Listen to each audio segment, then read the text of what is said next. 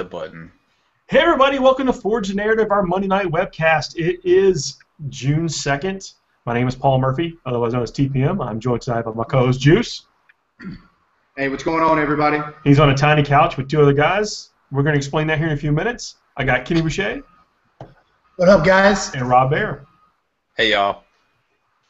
What's going on? Oh, man, just enjoying the day. Actually, just got done playing a game of 7th edition. That's good. So nice. Yeah, it's been a good one. I don't want to ruin the, I don't want to keep this going for too long, but you guys are joined by, is it Dale Payne? He's a game store owner there in y'all's area, is that right? I run 40K tournaments for the local game store. Oh, fair enough. Called Atomic Empire. Sounds good. Is that a hat in place? I think so. We just got done with a, I know it's sort of taboo, but Warhammer Fantasy, and they did like a 100-person tournament for that. So we're. Oh, y'all had the broad what was it called? Brawler Bash. That's it. Yeah. Yeah, Brawler Bash 7 was this past weekend. Oh, okay. That was at your store. Cool. Cause like I scheduled a fantasy tournament in my store, and everybody's like, "We're going to Raleigh," and I'm like, "Oh." It's Durham, actually. Sorry. Not to get it twisted. It's actually my new local gaming store. I just moved to my new apartment 10 minutes ago in Durham. Nice. That's what we do. We literally do. We do everything based around when we have to record and when we have to do stuff online for the podcast. So yeah, that's the dedication we got. Man, we got people coming in from all over the world. We got Rhino tuning in from South Africa. Well, we got I just lost it from Steve coming in from Melbourne, Australia, and of course some of the regulars we got here from the USA. What's going on, guys? Hey, everybody. Hey, what's going on, everybody? And just to give some shout-outs real quick, kind of to what Paul just did a little bit. Got Jason Lewis, thanks, man, for watching us. Justin True, tuning in. Barrett, Patrick, Sean Bailey. Trying to find my scroll here. Sean says, I'm growing the patchy mustache. Yes. And it's unfortunately the only one I can grow. Scott Lamont, thanks, everybody, for checking us out. Jason here says that pretty pumped for some orcs. Have to admit, I am too. Oh man, yeah. Guys, I need to apologize in advance to the listeners. Need some jalapeno rants 10 seconds before we went live. It was my fault. We were 2 minutes late. I swallowed the jalapeno ranch directly into my lungs. He was trying to collect himself. Had a what is dead can never die moment, Ironborn style over here, where I literally had these guys drown me for 3 minutes to get it out of my lungs. Dari's tuning in from the UK. Thanks everybody for joining us, man. This is a good time. We really come to appreciate doing it, and it wouldn't be the same without everybody showing up and taking part in the live Q&A. Somebody's jumped right into it, man. Somebody is already lamenting the fact that the Space Wolves and Blood Angels lost their Codex powers. Me too. I'm not really happy about that, but I can only imagine that it's a sign of things to come. We are going to see some new codexes from them soon that will hopefully replace those powers. Yeah, that was actually I couldn't really understand it. I was talking with EJ today about it. I was like, I couldn't really understand why they completely got rid of powers when obviously like a new book is going to be coming out with new powers and things like that. But why completely even make a fact where they're null and void? Didn't really make too much sense to me. I don't think there's going to be new powers. Like the Space Marine Codex, they don't got powers. The Dark Angels Codex, they don't got powers. The Dark Angel Codex does have powers. Only Ezekiel has a power, right? I think so. He's got his Mind Worm or whatever. Like a librarian doesn't get powers. Like he gets book powers. I mean, he gets Codex powers. I mean, main rulebook powers. So maybe the Jaw will get some clutch powers. He might sell like Jaws and everything, but I'm pretty sure. I told you I just read that book where Mephiston blows up somebody's bones from the inside. So if I don't get a power like that, and wings, and a sword, There is a psychic power right now, right, in the telekinesis that's basically Wings of Sanguinius, right? They do get levitation. Levitate. It is. That's more like Jean Grey or Magneto, right? Like just B-boy stance, float across the battlefield. Something like that. The no look float away at the end of days. He's just like, meh, I'm out. That's all I do. I just want everybody to know my Hive Tyrants from now on never swoop their wings. They all B-boy stance. B-boy stance with the wings. Oh, man. I had like a pretty hectic week I want to talk to you guys about. A lot of people hit me up on Facebook, a lot of friends locally, a lot of friends I've made since I've been here in North Carolina. And I had to urge into some of those friends. I shot Dale an email. Dale and I had met a couple months ago, or several months ago when I first moved out here.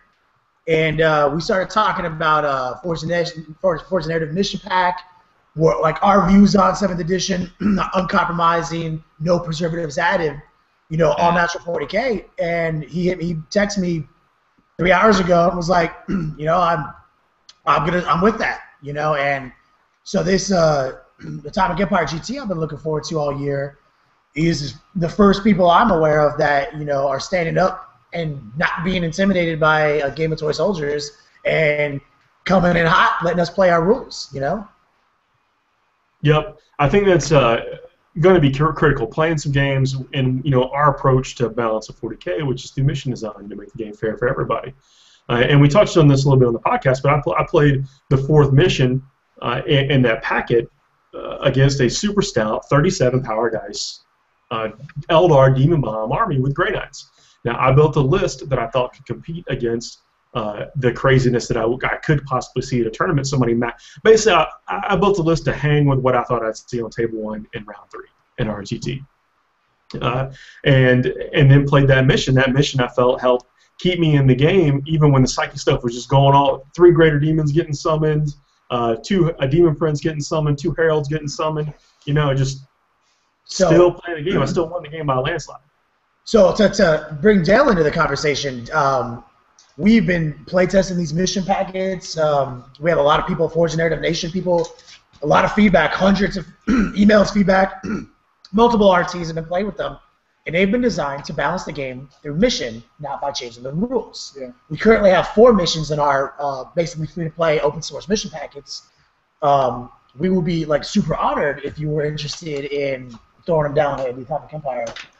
I am willing to take any help that I can get. If there are in the form of missions, so be it. And as missions will keep the game interesting, man. And that's honestly, it keeps people playing the game, having a good time. And we don't even expect people to use them necessarily verbatim. They're going to be great to break off the shelf or off the internet and just say, hey, I'm gonna use this. But you could also modulate it up, make it for whatever it is. It's kind of tailorable to be a win-loss. It's tailorable to be a battle point style tournament. Battle points is our preference, though. Battle points. It's written like a battle points mission because that's how we do. It's the only way. Again, the idea that people actually play a full tournament and win-loss is a myth. It is literally like the 14th level. Yeah, it's a fantasy. It's a 14th level rogue trying to pickpocket the Dracolich to get the Infinity Gems. It is a fantasy. It is never going to happen. It has never happened. Yeah. Well, and you always find, in my experience, that people come up with these elaborate schemes for having the point structure and how you win or how you lose. And, it works best. Just keep it simple. And if you have a system that does that, why not use that? Yeah, and it kind of goes back to what we say about keeping players and people who play in the game involved. You're engaging, and that's exactly what the missions do. Hey guys, Coach Family Gamer 777 hit us up on Facebook with a list of his figures and asked us to help him with an army list. I just want to use that as kind of a reminder. I have not forgotten, by the way. I was looking at it before we got going, but I ran short on time. But if anybody who does, just kind of want to bounce a list off of us or whatever, hit us up on Facebook, and that's the place to do it. We try to get to them as absolute soon as we possibly can. I know these last couple of weeks we've been a little bit, slow to respond, but we're getting there, and everybody's getting caught up. Yep. Yeah, and sorry that it's been taking us longer and longer to get back to y'all. It's just there's more of y'all. You know what I'm saying? That's not a bad problem. Keep it coming. It is awesome.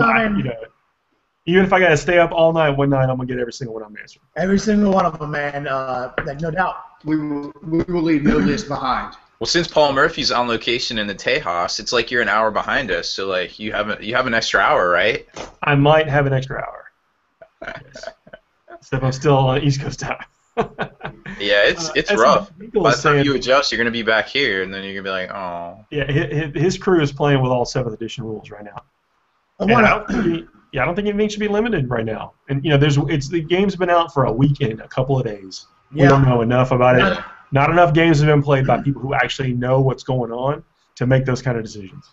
before we jump on some of these questions here, I wanted to, because I've been feeling really passionate all week, and I want to maybe just give the info out to the audience about Atomic Empire GT. I'll let Dale tell him the dates before, so they don't have to wait the whole show to find out. Yeah. Kenny, why don't you take a break? Rub his belly. Rub his belly. Yeah, why don't you take a break, Kenny? So we're going to have our GT at the end of July. So it's July 26th and 27th. And we're using 7th edition rules. Pretty much, we're doing it straight out of the book. We're not going to have escalation, and there are just a couple of things out of the Stronghold Assault that I opted not to go with, mainly because they were like strength 15, walls, or armor value 15 walls. But I was reading on various websites ever since 7th broke about, we should get rid of such and such a power, or we should limit the number of warp dice that people get, so forth and so on. And I can tell you that I spent hours and hours reading this, and just all you do is you go in circles, because every time someone has a point, someone else has a counterpoint. You're limiting this army when you're empowering this army, so forth and so on. And that was, I actually contacted Kenny and several other people to find out really what the feeling was in their local gaming areas. So we've got people in the Triangle, Raleigh-Durham, Chapel Hill, the Triad, which is Greensboro, High Point, Winston-Salem, some people down in our Fayetteville, Fort Bragg area. And you had basically the same kind of response that you do on the web. You had people who were saying just play everything straight up, all the way to, we need to restrict as much as possible, and we need to, ban certain powers and do whatever. And ultimately I was like, I want to just give the game a try. That's really what it boiled down to, is let's just see how. Hey, Dale, can you hit us with the particulars on the dates and the points and stuff of your tournament? Oh, And yeah, hit yeah. everybody with the location if you don't mind. Do that. Okay, all right.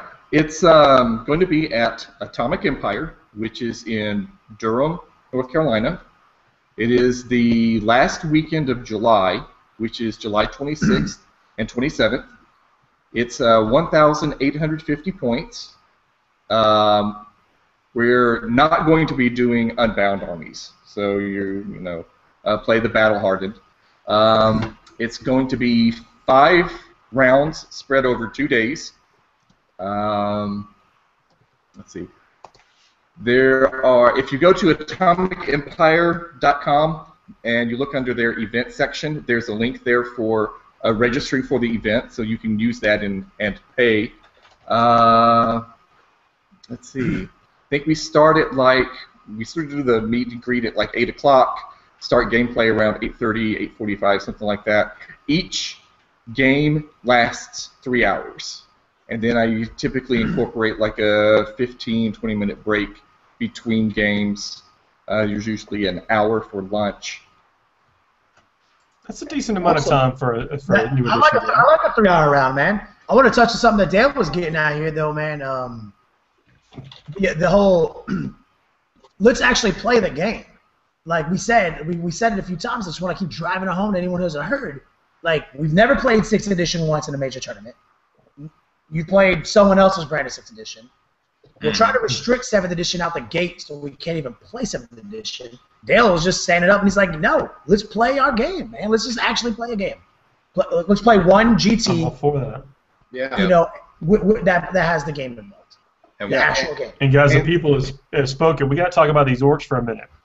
Absolutely. Let's talk about orcs. Yeah, guys. Well, hold on. The new orcs? Before we get there, just to let you guys know, too, next weekend, SpikeyCon, and we're doing the same thing, 7th edition all the way, straight up, no preservatives, bring it 1850. And it's going to be like from 8 p.m. to like 3 or 4 in the morning, so it's going to be straight Iron Man style. There we go. Only for the strong.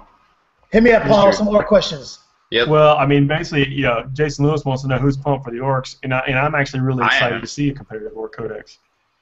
I am very pumped. Yep.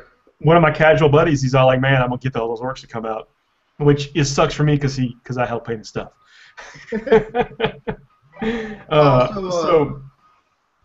So then Jason, he also brought up a good point. He's like, does anybody notice that the Gorkanaut and the Morkanaut look something like Legos that you built when you were a kid? I think I built that same exact thing about 20 years ago. Yeah, actually, I already built my finger on it. Yeah. First off, I built that same one last week. Yeah, like I don't know what y'all are talking about. Juice and I played 3 games with it once a day. Like, was that in between finger painting? Yes. well, that's how we paint them. BT's hitting us about, speaking of the new missions, I think the book missions took a huge step just by placing the objectives before rolling your deployment type on the table. I think that, BC, that is a great point. Oh my God, that is a huge thing. That's the way it was in fourth edition and before. Every edition until 6th, yeah. Yeah. Yep. Yeah, that's the way it was. I can't remember if it was that way in 5th or not, but that was definitely the way it was in. It's been so long. It's been so long since 5th edition left us. I don't know. The hurt is so deep. I don't know if I'm ready to go back. You know. Right. So I mean, but that, because again, we determined that when you're trying to win a game, you don't really have a reason to be fair with your objective placement. Yeah. And it doesn't promote a game of engagement, like we said. It's sad but true. It's very sad, but that's just the way it is. And so anything that can limit that, or at least fight against that. I don't want to say necessarily bad sportsmanship, but it's not sportsmanship. You're right. It's not bad sportsmanship because it's like you're dumb if you don't try to win the game. Yeah. If I get to have 3 objectives in my deployment zone and just castle, like, fine, I'm going to try to. Sporting. It's not sporting. Maybe that's a better way. It's also not engaging. Like, it's just we're playing. Yeah, that also goes back to what we were saying before. Like, so that the mission types right there will build to a certain kind of builds, army builds. And usually it just involves one person getting shot out, taking casualties. So Kenny made a great point. It's not engaging. Christopher Morgan brought up, he said, levitation doesn't let you charge after you use it. Oh, Chris Morgan, always fact-checking me. Chris Morgan. So the answer is no, because Mephiston definitely used the red wings to charge over. Fine. Mephiston is dead to me. Is that what you want to hear? Hey, no. Hey, you take that back. I don't mean it. Take it back. I don't mean it. Take it. So speaking of independent characters, with the game that I played earlier, I came up with some new rules that I found out of 7th edition. Independent characters don't come with move through cover anymore. That's a good note. Good to know. It's also a good note. I think we discovered something new on templates. Yep. So on templates, and one more on independent characters. But if an independent character does have move through cover, he confers that to the unit now. Where before he did not. Let me tell you, my warlord trait I rolled on Drago was the one that's the destroyer of cities or whatever. Dude got the whole army got stealth ruins and move through cover. Or whatever. So to compare Drago warlord traits, mine today, I played the game today, and I played Double Raven, 10 Paladins, and Drago with 2 Dread Knights. My warlord trait was him and his unit plus 3 other infiltrate. Get infiltrate. Oh my God, that's my favorite one. Every time I look at that, I'm just like, oh my God, are you kidding me? I roll on that now just because this is the best one. So also to hit on with the templates. So now, when you're using a flame template, you do not have to cover the verbiage says models now. You have to cover the most amount of models in a unit instead of most amount of unit. This mainly applies to the fact that you can hit a solo model now and just clip them and hit as many guys in another unit as you want. Correct. So you don't have to. You have to maximize units. Yeah, you don't have to cover as most of one model. Most model, yeah, and also same thing with tanks now. Now you can like flame back past tanks again, like you used to be able to do. Very interesting. Let's hit another question. Sorry, did you have more to add on that? No, done. Bang it out. Bang it out. William Bryce asked. He said, "Now for you guys at your skill level, it's possible to take advantage of the mission. However, what about the more casual gamer attending a tournament and coming across these unbound lists? Number one, I don't think you're going to find any unbound list at most actual tournaments, but you never know. I mean, I think that's going to be probably one of the things that's most restricted. But the missions." Any mission you encounter at tournaments is good. Should be something you're familiar with. It should incorporate things from the edition itself, and they should be easy to understand and score. Is he asking what to do as a more casual player to stay competitive? Should he be? I think he's asking like, should he be cautious or worried about entering tournaments if he's not like a super serious competitive gamer? You're only gonna get I mean, if you have no interest in being competitive, absolutely be cautious. I mean, only enter in a tournament play if that's what you want. And then to even go on a little bit further with that, it's like, in my opinion, do not be scared of a tournament. Go and have fun. Like, see what the experience is like. You know, make it for yourself. Like, find out. And I have played in some local areas or drove to some other areas that weren't local to me, and their environment was maybe a little more hostile just because of the hyper-competitive players that they have. But, I mean, I would like to consider myself very a competitive player, but I don't bring that to a local tournament just to have fun, you know? So I wouldn't fret, and I would just go and see what it's about. That's a good point. And as far as missions go, I mean, they usually post their missions ahead of time. Juice and I and Paul and Rob, we always playtest the missions before we go to a tournament if we're worried about the mission structure. Yeah, a bigger tournament should definitely be posting his missions beforehand. Yeah. I actually delayed participating in the tournaments at my local store for over a year because I was so concerned. Like, I was going to go there and I was just going to get mauled by other players, and they would be upset with me if I needed to check a rules question or something like that, and I was happily wrong. Everyone was wonderful. If I had a rules question, they were more than willing to help me, and it speaks to really what kind of environment is being fostered at your local gaming store. And if it's a very competitive environment, then you're going to have to adapt to that, or maybe you want to move on to another store if that is possible. Ultimately, it really comes down to the people at the store. What kind of an environment are they engendering? Well, you don't have to play everybody either. If you think you're gonna have a bad game against somebody, don't play them. You know, certain people get a reputation, and eventually, if these people with a reputation and they don't clean up their act and stop, giving these bad interactions to players, they're not going to get games, and they're going to realize it, and then they're going to have to play like Magic. Yeah. Or so for the most part, it's a myth. For the most part, it's a myth. Like tournament players, the term like tournament players is a demonization of just people who go to tournaments. Like I feel like I've never had any of these horror stories, and I feel like it's a myth. You'll be fine. Very few, yeah. It's everybody there is just like everybody else. It's very approachable. Yeah. Yeah, it is. It's just like you're gonna find a bad apple or whatever. Hey, Craig Ling, just says it's been a while, man. Glad you made it to the video cast, and hope you're doing all right, man. I think most of us are doing pretty good. Thanks for asking. So William Bryce has said he's won his last 2 tournaments. Congratulations, man. Your advice and tactics. Push it to the top. Yep. You just put that to the top, Rob. I'm just clearing questions out. William Bryce, we lost you. Yeah, we will find you, William. Alex, Janeway wants to know where it states the movement for jetpacks in the new rule book. I do not have a rule book in my hand. I messed that up. Page 16, paragraph 4. That's not true. That's not. What? We have a rule book coming in hot. All right. We will answer that question. He just wanted to say thanks for all the advice that Forge's Narrative is helping with this tournament. So. Hey, Juice, he wants to know where the sombrero, I believe, in Georgia, unfortunately. Jetpack. We're looking up jetpack movement. Yeah, jetpack movement. Yeah.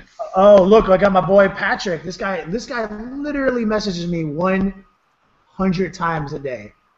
Don't stop. I'm just teasing you. So I hope, Kenny, you can get to that general consensus that I have been exposed to, and that you have. We're talking about the chaos focus thing that we talked about in the podcast.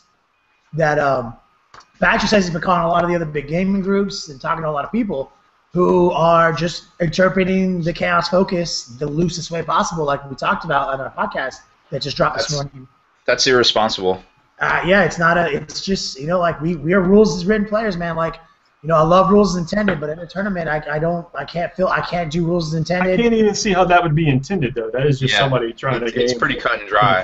So even if your argument was intended, I just can't even hear your argument. Like, it's not written that way.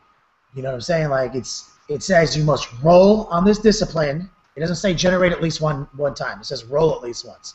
Honestly, it's embarrassing because we've been jocking, Chaos Space Marines for a year and a half since nobody looked at the codex. Like, we know this codex. To have that be the case. I have a Chaos Star tattoo, man. Like, it's my jam. I just don't believe that's the rules. Like, I feel like it's just a misinterpretation of the rules.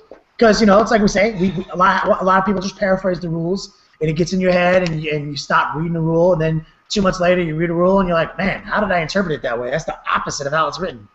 It happens to me all the time. Like, that's the only reason I say it. But thank you, Patrick, for your question.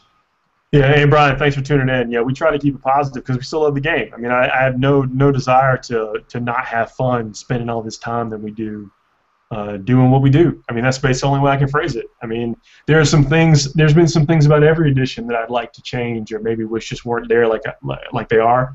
But the game is getting, like, as a whole, it's getting more playable and getting better. So I don't even, 7th edition is just another edition. I'm still playing with my toy soldiers. Speaking of toy soldiers, did you guys see the Night Lancers finally out for sale on Forge World? I can't believe how much taller it is in the regular. It's so huge. It's like a completely scratch built kit. Like, it's all resin. It's got the cockpit. It's got everything, dude. I'm so stoked for this thing.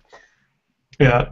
Yep. I really kind of thought. I guess that was probably a model they had in concept before these Knights came out in plastic.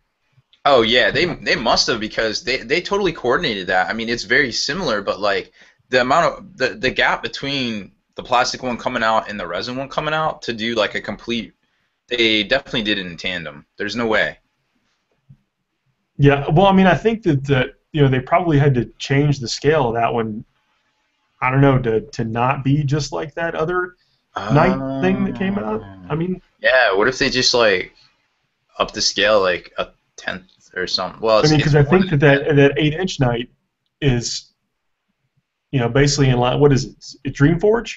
Yeah, the Dreamforge Games Knight is definitely the same size as the Lancer. Like, it's wider, but it's the same height as the Lancer.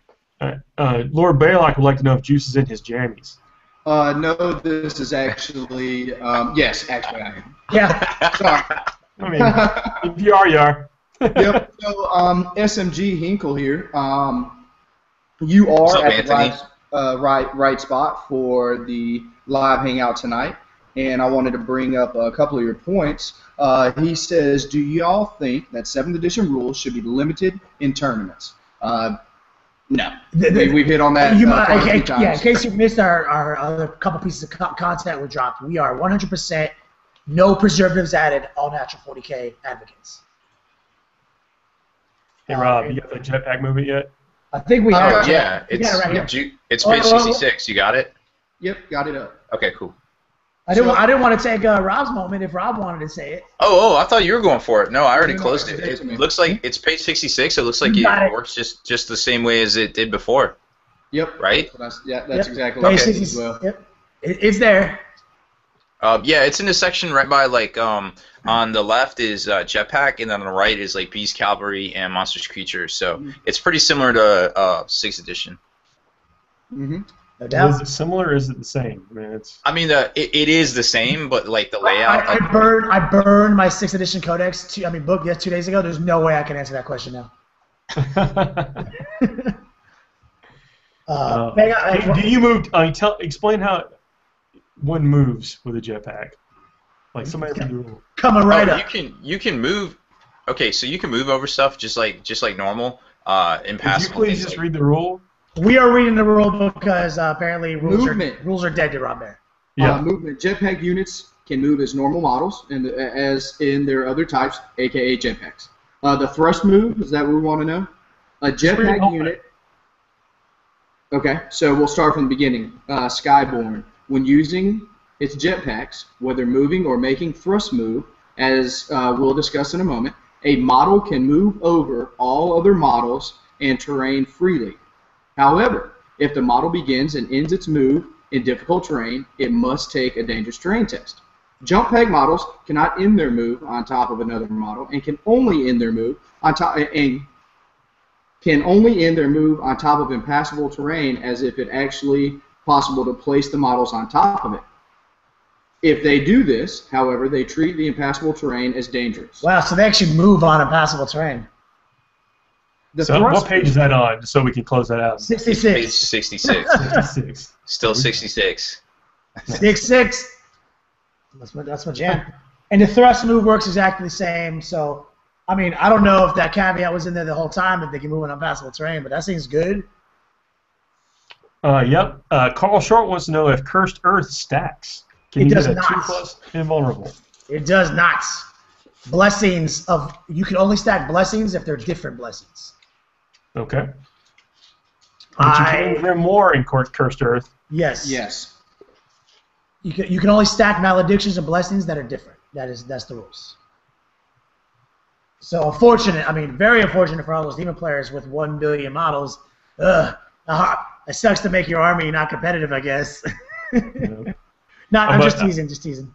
To answer your question, the provision for jetpack models was in the old 6th edition rulebook on page 47. It could Unchanged? It is pretty much, as far as I can tell, the wording's a little different, but it's exactly Do they the still same. move 12? That's what I need to know. No, this is jetpack. We're not looking up jump pack. Oh, jetpack. Yeah, like, crisis suit kind of thing. Yeah, jetpacks only move 6. Yep. Only 6. Yeah. Jetpacks. Not jump. Jet. If he was looking, I hope it wasn't jump pack. I can't read, so. Math. Having a rough night. Reno here coming in. Greetings and salutations from South America. South Africa. South Africa. We I have apologize. South African listeners. Hey, Stop reading. appreciate it, guys. Guys, that's great to hear. Oh man, there's just so many questions. He's asking us if it's Alex is asking us is just a regular move in the movement phase. Is it just 6? It is just 6. He only gets to go 2d6 in the assault phase. Evan's wanting to know if he should bring Nids and come the Apocalypse Eldar. Yeah, you probably should. No, Nids, come the Apocalypse, Dark Eldar, Crucible Malediction. Yeah, actually, Crucible. We talked about this on the podcast. I know. All the Psychers just take off the table. I feel like but that. with the Crucible, is the Crucible unique? I can't remember if the Crucible. You can only have one. You can only have one. Yeah. Okay. But it's pretty cheap. You just get a raider with some dudes and this guy. Done. Could you take another detachment, with another Crucible? We'll find out right now. I don't think so. I don't think you can, because that would be saying like you could have 3 Black Maces. I don't think you can. It says one per army. I just actually looked this up yesterday. So an army is a battle-forged army. So that whole thing counts as an army, which is why Typhus unlocks all plague zombies in an army, not just a detachment. I'm go with that. So that's the wording. I just looked this up. Sounds good. Just curious if you could take it to where you take 1 homunculi and 10 warriors and get 3 crucibles. I just want to explain this Alpha Strike to people. Like Crucible Malediction in a Raider, Ether Sails, whatever, however fast it needs to be. 3 flying hive turrets or whatever. They fly into your grill, creating a blanket of -3 leadership to all Psychers.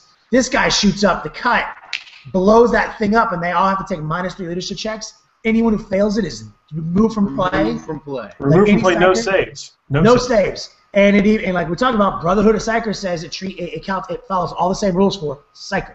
So, and Crucible Malediction removes Psychers from play. I'm glad I played that. That's a Paladin squad's worst nightmare. That's Drago on it's that Paladin's son. Yeah, I mean that is a Seer Star squad, Dunzo. Yep. So just so you know, the psychic phase is so hard. What? We just 25 points of Wigger or whatever. Yeah, we just lost this game to a 12-year-old Codex or whatever. Yeah. Got a boy Nick Shaner in the house tonight. What's happening? Absolutely. Craig looks like he's got a good question. No, he was just saying what's up. Okay, well, thanks, Craig. What's up? Brian back in the house? Talking about Battle Brothers Big Jim, he takes issues with Marines getting to summoning demons. What's the fluff? What's the fluff? Well, I mean, come on. I mean, there are you could be playing a chapter that is on the verge, on the brink, about to you slip over to chaos, or the Soul Drinkers actually are loyalists and traffic with demons. So I mean, They used to use turkeys. You know. I just want you to know, all I heard was just chirping birds because I can't get behind that at all. I can't get behind any Ezekiel or Tigerius willingly saying, "Yo, dog." Yeah, see, This army needs a demon. I kind of agree with that. I kind of think it's weird that the Grey Knights don't get. Do the Grey Knights not get the 7 demons? No. Because like to me, it's like the Inquisition and the Grey Knights. They cannot use demonic. Right. Yeah. Malefic powers. But in Fluff though, they definitely would use demons against demons. Like, so I found it weird that I guess no, an Inquisitor would. Wait, guys, the Inquisition would, and it says, like a rogue. The Grey Knights themselves would not. Good point. So I guess the term we should coin is "what the fluff." What the fluff? Jason Lewis wants to know if we think Bellicor has become stronger with 7th edition. Yes. How does that work? I haven't even looked at it. What is technically Bellicor? He's what? On. He's a demon prince, dog. What do you mean? He's a demon flying really? creature. He's a demon prince. I had no idea. I thought he was classified as what the fuck creature. What is he count as in Force Org? Like, what is he? He's his own detachment. He's a dead slate, which counts as his own detachment. Okay, that was my question. I hadn't looked it up. That is actually they actually cover it in the main rulebook. There's this thing called the main rulebook. Yep, and actually, really? for making sure I had heard of that. You should show the picture. Allow me to ally, so they don't. Oh, is that it? Or is this it? Because mine looks better. That's all I'm saying. The rules, dog. The rules? Mine says that. It is okay. Yeah, it is actually in the rule book where it covers how to handle data slates, which is nice. It's nice that that's there, so there's no more, I guess, ambiguity in it. You know, they obviously the game obviously wants us to play with it, but still, like, how does Cypher work nowadays? I mean, I guess it's the same. Can he get a unit to infiltrate now? You know, I'm actually embarrassingly underread on this subject because people didn't let me play 6th edition. Mm-hmm. So I'd never read any of this stuff. I have no idea. I haven't even looked at it yet because I've been brainwashed, you know, into not playing the game. So I'm about to spend all day tomorrow like figuring this stuff out, man. You know, that's gonna be that's what we're gonna take as ourselves as a crew. We're gonna figure out how all these data slates interact. Yeah, I think that's. Well, I know that Bellicor is a good place to be. I know Bellicor is going to interact with my NIDS really well because at any given chance, I'm going to have it. He's every time. Is he a demon? Is he a demon prince? What is he? 60% of the time, 100% of the time. Hey, Mike Haspel's checking in. Oh, good old What's Mike. up, dog? Easy. What's happening, buddy? Hey, I heard you sold a book lately. I saw it on the internet. So with this edition and with tournaments coming up, 1850. I felt like I had everything I needed to have in 1850. 2,000 points. Now, since there's really no boogeyman or double force word, are we going to see more 2,000 points creeping up? Well, technically, there is double force org if you play it like it's intended. You can just take detachments. Let me just explain. Technically, there is no force org. Yeah, I feel like we should stop saying double force org because that immediately a lot of people demonizing it. Yeah, I feel like. Well, use the language. Use the language of 40K. The language is combined arms attachments. Yeah. You can have. It's not double force org because it's actually infinity force org. Like you can have 1 billion, detachments if you have enough points. Like. Well, the question is, do you think that there will be less of a stigma off of 2,000 points? With any luck, I can't even explain to you how disappointed I was. I'm so glad you brought it up, Paul. Like how we've been bullied. We got bullied in 6th edition into not, and we spent years working up to 2,000 point tournaments. Finally got them. Take it back. Double Force Org comes out. All the TOs, not all, obviously it's a blanket statement. Many TOs bullied me into not playing 2K anymore because of the whole Double Force Org. And obviously their intentions or whatever their intentions were, probably smaller games to go by fast or whatever it is. But I don't want to play 1850, man. I don't want to play 1750. I want to play 2,000 points. I want to play 2250. You know what I mean? It just doesn't matter. There's no double force org. Yeah. So once you get good at the rules and doing things, you can go so much quicker. Like we used to allow 2.5 hours for tournaments at 2K, at FTW Games, and it got to the point where people were finishing. Like only maybe like 1 or 2 games was going the full. Like I think we give it 6 months, and I think we can run 2K tournaments pretty quick. I think people can get on board. That's exactly. I was going to try to go on a spin-off question from that. Is what do you guys think about the time frame for a 2K or 2K Plus tournament? With having the psychic phase now and introducing a whole other phase, do you think the whole game is in general is going to get slower, or do you think that everybody will adapt pretty quickly to try to move the pace along? I think they'll adapt to move the pace along. I ran tournaments for like 5.5 years, and the time constraint is usually the limiting factor for me because I have to keep within the confines of what the store is going to be open, and they've got their employees on the clock, whether or not they're being. I never even thought of it from that angle. Yeah, because they open early. It's kind of the same for conventions too, if you think about it, I guess. Yeah, and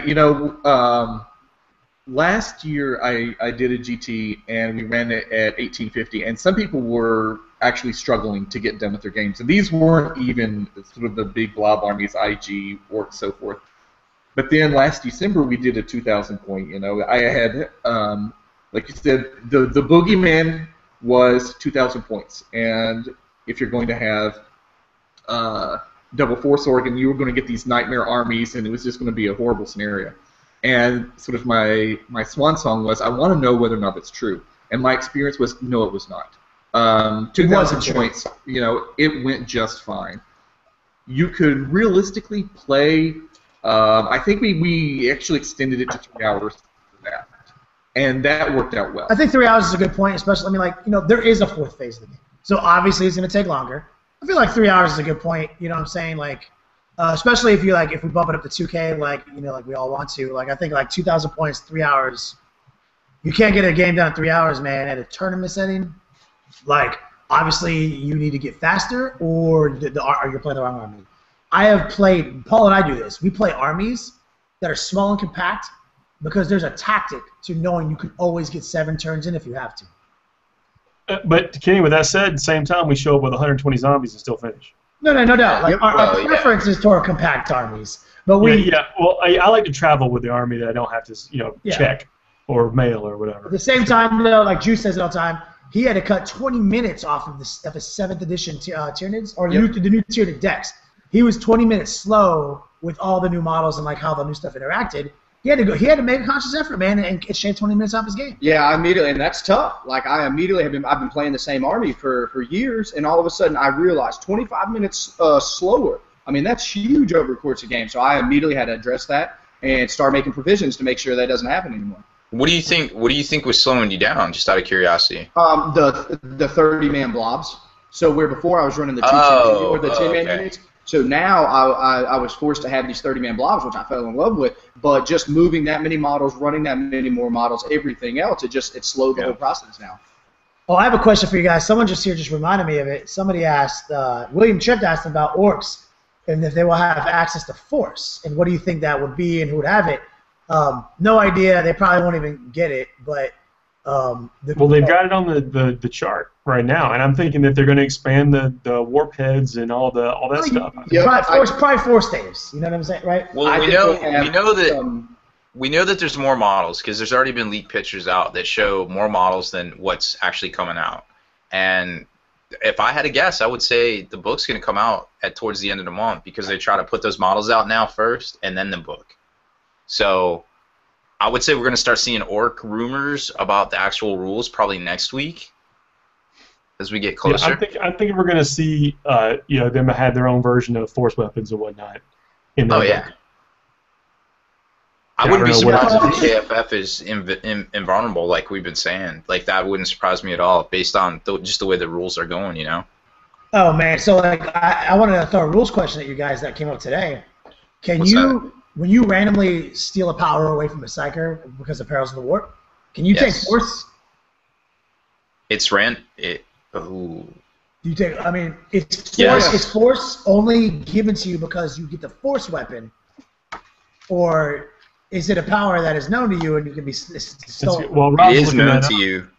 And if your while I'm Brotherhood, looking that you up, use it. I'm going to answer a question or two we got coming from everybody else. Caleb wants to know if, with the kind of the hit that Eldar got on some like things like the Wave Serpent, if I'm going to be breaking out the old Space Elves in this edition. Yes, I am going to, because I want to drop this Crucible on people. Crucible all day. I want to horrify. I want to use the Runes of Battle to horrify a couple of people, and then drop the Crucible while I'm like at a safe distance. So TPM, let's call this combo the Horrifex. There you go. Isn't there a Horrifex? That's the name of a tyranny creature, I think. Yeah, the Horrifex. Yes. The Psyker automatically knows the Okay. force. Sorry. Rob said. Go. Yes. Finish the question. Okay. The Psyker automatically knows the force psychic power. So he knows it. So it is. So it's That definitely sounds like he could take that ability. that can be rough, losing force in the clutch moment. Yep. Yeah. So Chris Gardner's coming at us with, so we've touched on a few armies. With the 7th edition, do you see Sisters of Battles coming back? They're good. I see St. Celestine sneaking away into a lot of armies just for the that list I played on Friday night had St. Celestine in with the Paladins. The Condemner bolt guns are dope too. Well, no, you still have to wound with them, and that makes sense. You and I have a different interpretation of the word dope. Yeah.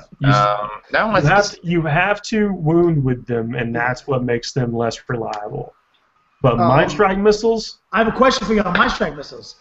Can you shoot 4 or 2 plus 1 because of Power of the Machine Spirit? It says you can never. Power of the Machine Spirit actually changed. It says you can never fire more than, or like if you go flat out, you can't do it now. And I don't think you can fire more than normally allowed by the rules, according to the way it's let's read the actual rule, because I don't want it to be... And here's the thing, it's like, I believe they've taken out the phrase that you can only fire 2 missiles a turn.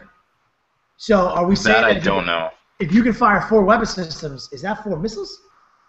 Yeah, is each missile a weapon system? Or is each set of missiles a weapon system?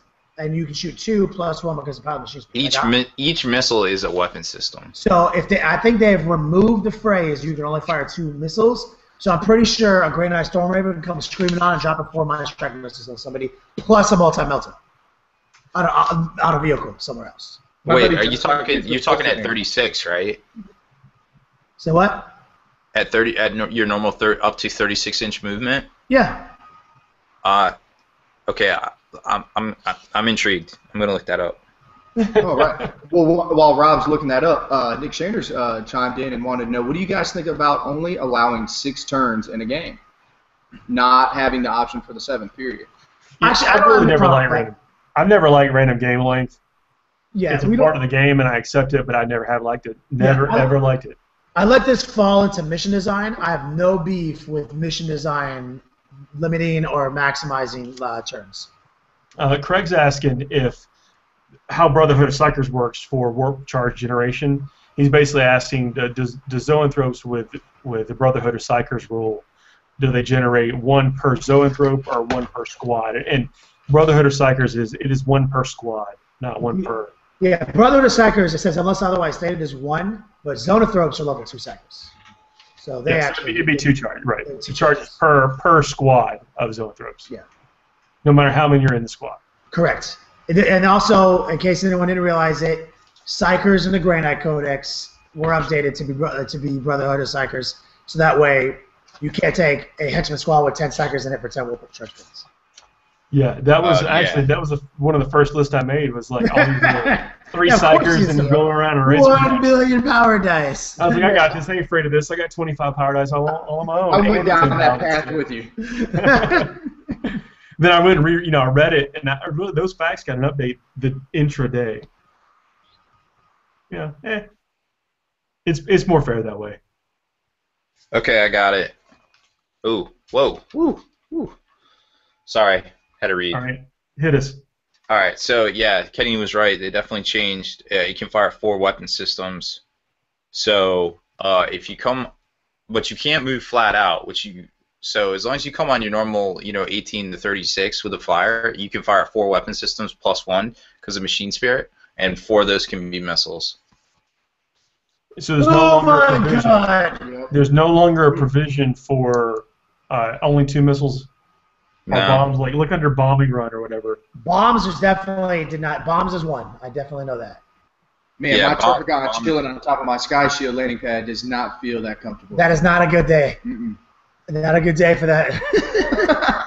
Hey, should we go over that whole scoring fortification thing if people haven't heard the podcast yet? Because a lot of people are up in arms about that. Ooh, I'd rather not even get into that right now. With only 8 minutes I got 1 sentence. Like if you're scoring unit and you're in fortification, you score. However you want to define. No, what people are asking is that they're saying that the fortifications themselves are scoring units. Only if it's a building. Right. Again, sounds good. Let's not get into that with. Okay. Anyways. Balak wants to know how difficult it is to organize a tournament.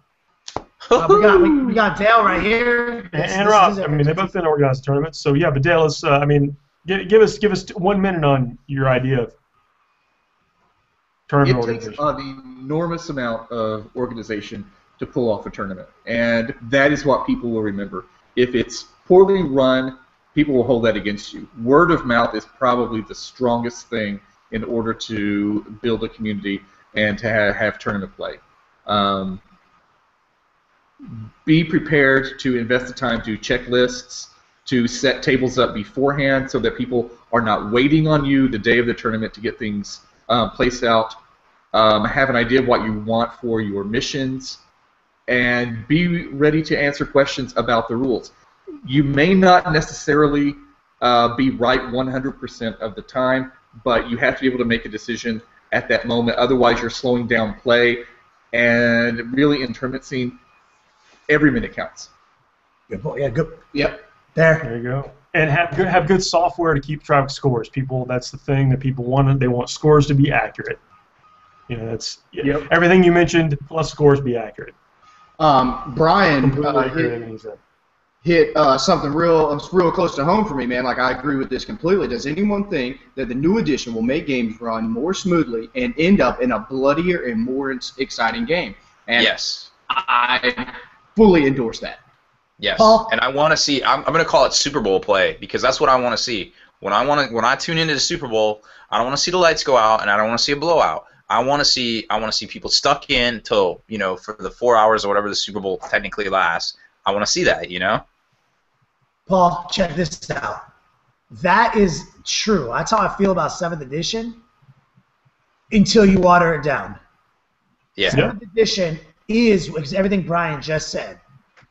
Until you water it down, until you add those preservatives, like I said, it's got to be no preservatives, or it goes into this huge circle of how all the millions of rules you have to write to fix all the things that you messed up because you wrote the new rules and you limited this and limited that.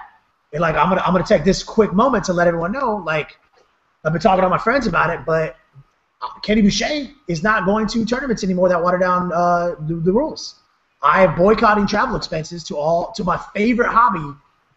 That watered down the event. I'm not going to preservatives added events. I will only play in all National 40K events. Period. Like I have a clubhouse. I have friends. I have the local scene. I'm gonna rehabilitate myself in the local scene and actually get intimate with 7th edition. And I'm not gonna spend money on not getting to play 7th edition. That is what is happening. I mean, like it's something I talked to you guys all about for a week. I took a week to calm down on it, and I calmed down 1%. I can't do it. That's strong. Calming down is dead to Kenny now. It's dead to me. Reno wants to ask if we have any orc wish list. I'd love to see the Choppa come back. The Choppa? Ooh. Yeah, I'd love to see no more 2+ save. Is that what you're asking for? Good call. Yeah, only nothing better than a 3+ save or something like that. Whatever. It was 4+, then, but.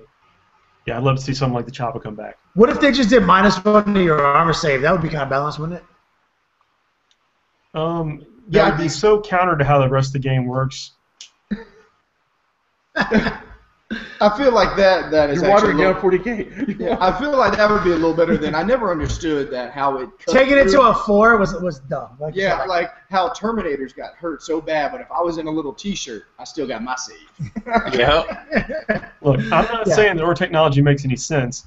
The man asked a question and I answered it. You got it. Actually, that's it. I backpedal. Word. You got it. 4 up all day. All day.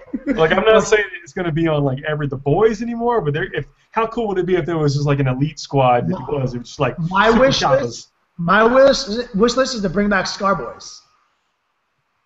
What do they do? They were just the Strength 4 orcs. Yep. Okay, my wish list to bring back the Super Rocket. Oh, the Pulsar Rocket? The Pulsar Rocket. Oh. I've seen so many Pulsar Rockets for jump packs on top of Storm Voice for the knob, and every time I see it, whenever I'm walking by a tournament, I had to stop, shake the guy's hand, let him know that was one of my favorite parts of second edition orcs. Yeah, but everybody fall down. 12-inch radius, just fall down. That's right. Who knows where the rocket is going to go? How far it's going to go? I'm digging that. I'm really liking those new models. I hope the Flash Gits do see some play. I hope the rest of the models end up being as cool looking as the Flash Gits. You know, so I'm looking forward to it. I'll be honest, I don't really like the Gorka-Morka models, the Gorkanaut and Morkanaut models right now. But there have been plenty of times when I've seen a model come out and give the preview from GW and have it not be as cool as like the next guy that makes it and puts it together. Dude, it's got the Spruce Goose doors. It like opens up. Like this.